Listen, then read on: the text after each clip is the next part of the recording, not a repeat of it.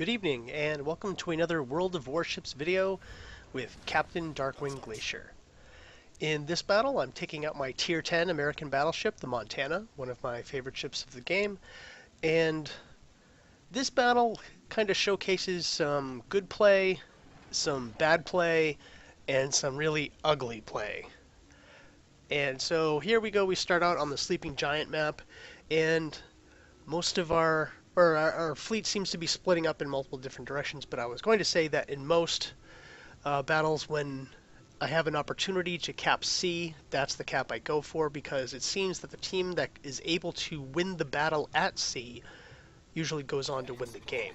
Now that just might be a unfounded assumption of mine because I haven't taken any data to see if this is actually true, but it seems to work that way. So in any event, I go towards C to support my Tashkent, which is trying to take the cap, and the Tashkent is not a capping DD, but that's all we had on that flank, so that's what we sent.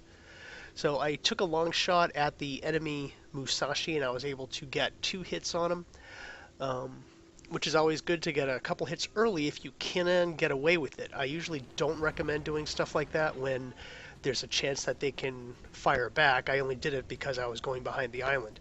Because if you're in extreme range like that at the beginning of the game, everyone is looking for a brand new target. So if you're the first battleship to fire, all the other battleships are immediately going to focus on you with their return fire. So usually you don't get the bang for your buck. In that you might get a bounce, you might get a hit or two there and get a couple thousand points, but then the return fire does a lot more damage to you than you delivered, so it's not worth it. But in this case I did it because I was just about to go behind the island and was not going to get a lot of retaliation. So we've spotted the enemy Yagumo, and it's at this point I kind of realize I'm getting a little bit too far forward. So I start to turn away, and I'm kind of afraid to do that because there is an enemy Montana out there who's probably waiting to citadel me. And this Yagumo could be launching some torpedoes at me, so I need to kind of get out of here. Do fire a broadside as he's close, and I'm fortunate to get the kill, and it's actually with my secondaries, not with that broadside I fired at him, because I actually didn't give him quite enough lead. But I do get my first kill. And now I'm definitely heading away, and hopefully my Richelieu and Republique will cover me as I make my escape. The enemy Prince Eugen is already on the way out, and here come the torpedoes from the Yagumo, and I guess I got a little bit too overconfident there, so I'm probably going to take a torpedo here. I kind of figured that I got him fast enough that I wasn't going to have to worry about the torpedoes. I'm not able to slow down enough and turn fast enough to escape getting hit, so that takes down a little bit more health than I really wanted to lose there. So that was a bad play on my part. I should have continued driving directly away until I was absolutely sure that there were no torpedoes coming my way. So I take a long shot at the Montana. I am behind the island, so my detection bubble goes down pretty quickly, so I can get away with this shot without really worrying about being retaliated against. There's also plenty of targets out around here, so I'm not too worried about that. Most of the enemy fleet has given up on sea, and they're moving out of the way. One of the things I want to point out at this point, because it's going to become important later, is look at the Conqueror on our team. He is one of the northernmost ships, and he is north of C, and he is just slowly moving up behind us. I do 2 citadels there to the Montana, which was pretty cool, if I do say so myself. And but notice the Conqueror. I mean, they are long-range kind of fire-starting sniper battleships, but this guy seems like, keep an eye on him and watch for him every so often as the battle continues.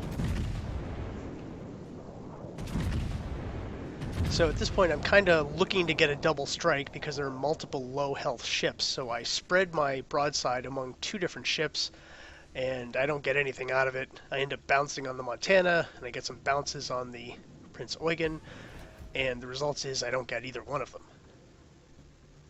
So I'm eagerly waiting for my guns to reload so I can hopefully take out the Montana. There they go. Someone else takes out the Prince Eugen in the interim. I do see the Edinburgh there. And the Edinburgh would be very vulnerable to shots from my 16-inch guns. And I succeed in taking out the Montana. That's kill number 2. My shells fall short of the, or rather behind the Edinburgh, so I don't get that hit.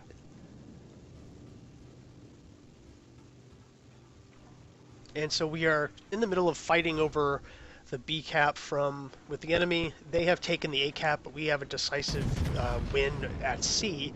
We're ahead on points. We're up on ships, 3-2. Take a long shot at the Donskoy here, who is showing.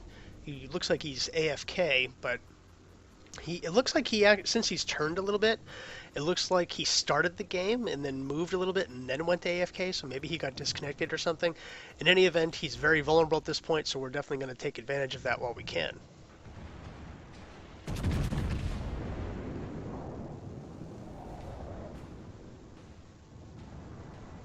So our Richelieu has decided that the battle has gotten a little bit too hot for him there, so he turns around and is starting to back up. The Republic is basically right next to me, and we're pushing forward. I do get kill number 3 there on the Donskoy, but that almost kind of doesn't count since he was AFK anyway. So I launch my spotter plane as I see this Tirpitz. Thinking, if I get a lucky hit here, I could get kill number 4. Oh, and what do you know, I do. So at this point, there's still plenty of enemy ships left. I've actually killed 4 out of the 5 at this point, so I'm looking for my Kraken. The Richelieu looks like he's turning in to support us again, and if you look to the north, there's the Conqueror. Now, he has just been slowly crawling along to the east, which is actually even further away from the battle. I don't even know if he's firing at anybody at this point. So I see the Republic, he's just sitting there broadside. I'm thinking maybe I can do some citadels to him. Here come my shots, and not nearly as good as I hoped. I got 5 shatters, which always kind of stuns me with a 16-inch shell shattering on the armor of a battleship. Here's a Worcester, and it looks like I can nail this guy and finish him off. That island wasn't in the way. Here go my shots. This is my Kraken. I can sense it. And I fire at the Grozovoy there, and I get 1 overpen on the Worcester, and then he is killed by another ship, so nope, that's not my Kraken. And I get a little bit of damage on the Grozovoy. I'm unfortunately not able to kill him. And now I'm charging towards this Yamato in Iowa, and I realize I'm a little overextended at this point. I got a little too cocky, and I'm too far forward. So I'm wondering when the rest of my team is going to come up to support. I'm hoping maybe I can kill this Grozovoy. I spread some fire over there, and then here comes the torpedo warning. Way too many torpedoes. I lose a lot of health here. I immediately kick off my repair to stop the flooding, and I use my repair party to get some health back. I cut my engine. I have to wait for my team at this point. And because I am definitely in trouble, because I have both an Iowa and a Yamato looking in my direction, and oh, there's an Edinburgh too, and there is a destroyer out here. It is almost certainly the Gearing, and that's what I just plowed into. So I get a Citadel hit on the Iowa, and I get the Confederate award, but I am still in deep trouble because now there's the smoke. The Gearing is in there. He is very low health, but he is peppering me with high explosive at this point. The Iowa is showing a lot of broadside. So I take some careful shots at him, thinking if I get more Citadels, I can do some serious damage to him.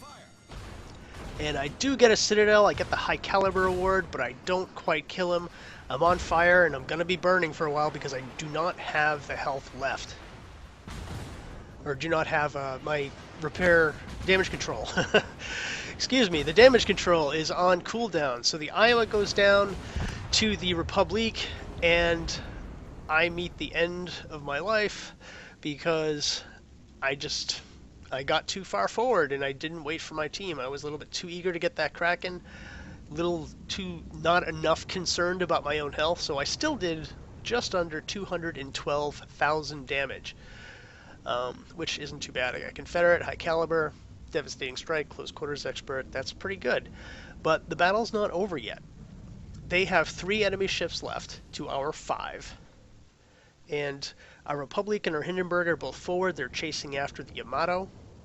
We have the Richelieu trying to take the B cap and maintain our lead. The Chapayev is also moving to support him. The Chapayev was actually just as far back as the Conqueror was earlier, but now he's actually moving towards the center where he might actually be able to contribute a little bit. The Conqueror, on the other hand, he can't be going any more than 1/2 speed.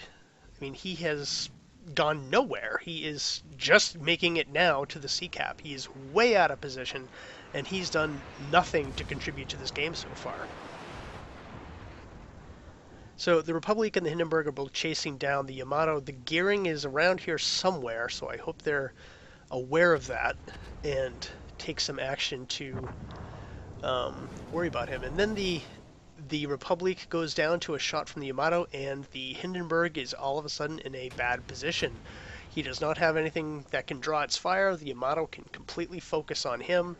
And even though the Hindenburg has just about more than twice as much health as the Yamato does at this point, the Yamato can just delete him with 1 or 2 well-placed broadsides. And it looks like the Edinburgh is already in that smoke and firing at him from there, so the Hindenburg is double-teamed, and he's probably not going to last very long. A shot from the Yamato takes down nearly half of his health. A torpedo from the gearing comes in, takes out even more. The Hindenburg is toast. And there he goes. He floods out from the gearing. And now it's 3 versus 3. We were well in the lead, and it almost seemed like this one was wrapped up. But things didn't go so well after that. So it is tied, and the enemy actually has more points than we do. So this game is definitely not over yet. Fortunately, we do have 2 out of 3 caps. We are capturing the 3rd one right now. The Chapayev and the Richelieu are actually in position to support each other. You'll note the Yamato right there. He has less than 2,500 hit points left. Where is the Conqueror? There he is. He's at 17 kilometers away. You can see his brand spanking new ship all ready to go. Here he comes with an HE salvo to finish off this Yamato. And wait a minute, that's not HE, that's AP. That's his first salvo, and it's a complete whiff. All this Conqueror has to do is fire some HE and burn him down, and he's toast. He doesn't even really have to worry that much about the Yamato firing back. He's at full health. He should be able to weather anything that the Yamato can throw at him. But no, he's still kind of angled and kiting away to get all 4 shots off. Here we go, some shots probably from the Chapayev. The Conqueror's second salvo is AP again at a stern-on Yamato. Now, everyone complains at the Conqueror hanging back and firing HE all battle and not contributing as much as they should. Here we have a Conqueror that's hung back all battle, and it seems he only knows how to fire AP. So the Edinburgh is exposed now. The Richelieu and the Chapayev are coming through the A-cap. Here comes the Conqueror's 3rd salvo. He has to have switched to HE by now. No, he didn't. He's still using AP. He does a little bit of damage to the Yamato, but he is still at 5,000 hit points. We do actually have the lead at this point, so if we don't make a terrible mistake, we'll come away with the win. Chapayev fires some more HE, and so he seems to at least know what he's doing, even though his aim was off on that shot. Here comes the next salvo. Is that salvo number 4 from the Conqueror? Stern on the Yamato, and it's AP again. Only 1 hit, and it looked like it was either a shatter or a bounce because it didn't do anything to the Yamato, who is now repairing again.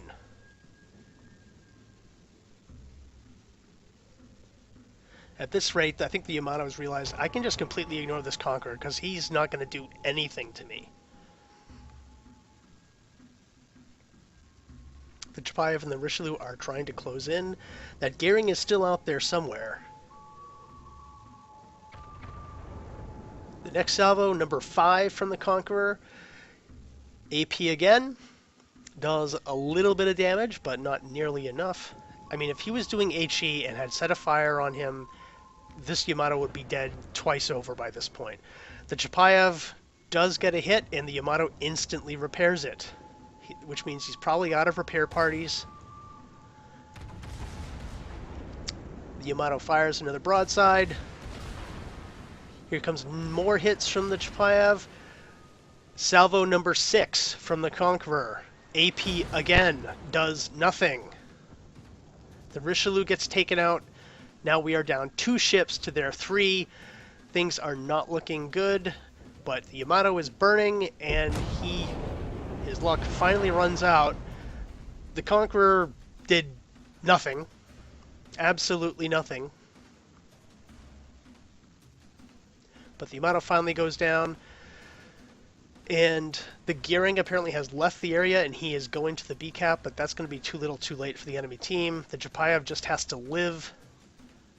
We're at 950 points, and we're racking them up. And the Edinburgh is facing the Chapayev. It almost doesn't even matter at this point which one survives. The Conqueror, if you'll look at the minimap, you almost can't even see him anymore. He's hugging the edge of the map as if he's that scared of the Edinburgh, who isn't even paying any attention to him. Looks like you can see across the screen his salvo at the Edinburgh, and yep, it's AP again.